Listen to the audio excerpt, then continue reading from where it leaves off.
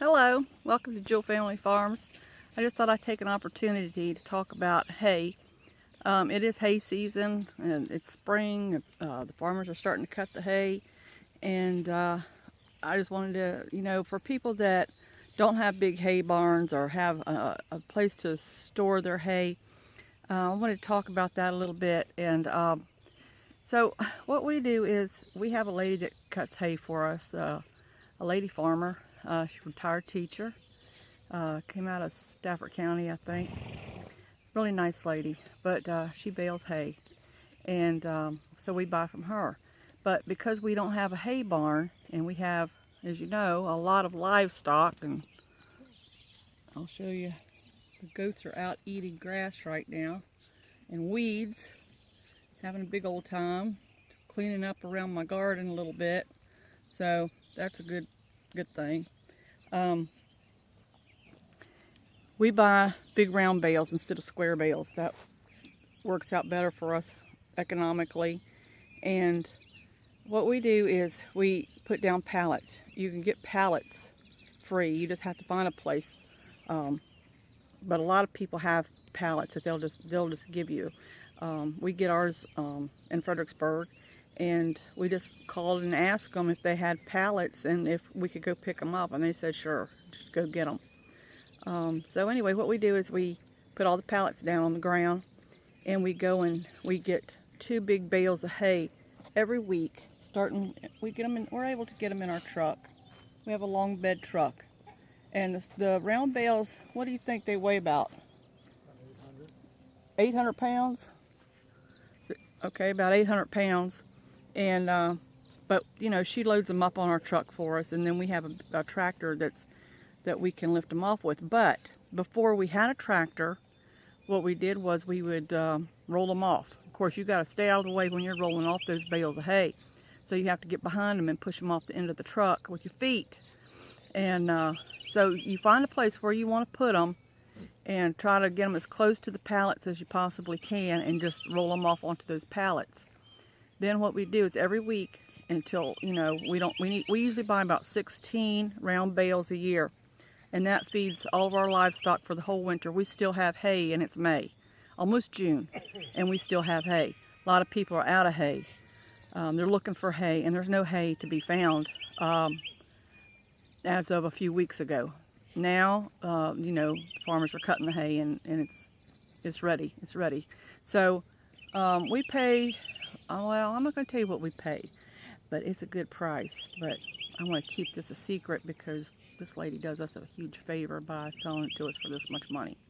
But anyways, so then after you roll, put your hay bales on your pallets, you get a really heavy duty tarp, a big one, a big tarp, and we cover it up, and we, put bricks around it or rocks around it or pieces of wood or whatever we can find to weigh it down.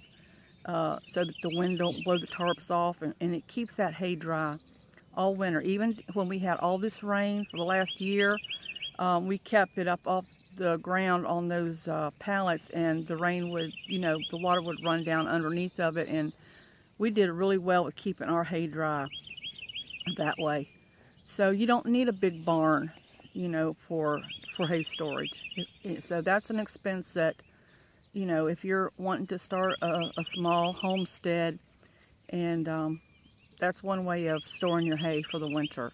And it's if you just get a few bales a week, if you only, if you live paycheck to paycheck or whatever, and you just go buy, even if you don't want round bales and you just want square bales, just go buy 4 a week and just stock them up and do it every week all summer long. And then come winter time, you're going to have enough hay for the whole winter, and you won't have to be scared and like in a panic come April and running out of hay, and in a panic trying to find hay because there's none to be found at that time.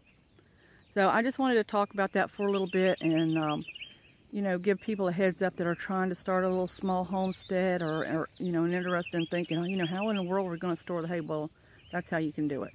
Very inexpensive but you need a good, heavy, big tarp, not a little one from Walmart. You're going to have to go probably to Lowe's or Home Depot or Tractor Supply or someplace like that and get a good heavy duty one. You also probably want to throw something up on top of the tarps. You know, once you cover your hay, like if you got a couple of old tires or something, you know, logs, something just to hold the tarp down, because sometimes these winds get fierce and it'll blow that tarp just, you know, and just soak your hay, and you don't want that to happen. But here's the babies and the girls and my one little boy who has the little blue collar on. His name is Rocky, but I think my granddaughter started calling him, I forgot what she started calling him. What did she start calling him? I didn't know she changed his name. Yeah, well, I still call him Rocky, but she calls him something else. But he's a cute little boy. He is so pretty. Look at that. Yep. And I've got one little girl that's over there with the orange collar on. And she is not black. She is a dark brown. So pretty. So very pretty. She's like a dark chocolate brown almost. So, yep, yes, and they're still trying to eat my apple tree. When one runs, they all go. And they love Applejack. They're all the time around Applejack, all the time. They love him. There's all the chickens down there. We're still working on the buckhouse. Every weekend there's something going on, but we put him under the porch when it rains or whatever, bad weather. He doesn't stay out in the weather and get wet. So anyway, I just wanted to talk to you all about that, and you know, this is such a nice day and such a nice night. I thought I would, you know, make a little movie. All right then, well, thank you for stopping by, and you know, down below you can like and subscribe to the channel. Also check out my Facebook page, Jewellfamilyfarms, and also my soap company and Flutter Pies and More. I make locally. I sell pies to local people, and but the soaps can be shipped. So check all that out. All right. Good night, everybody. God bless.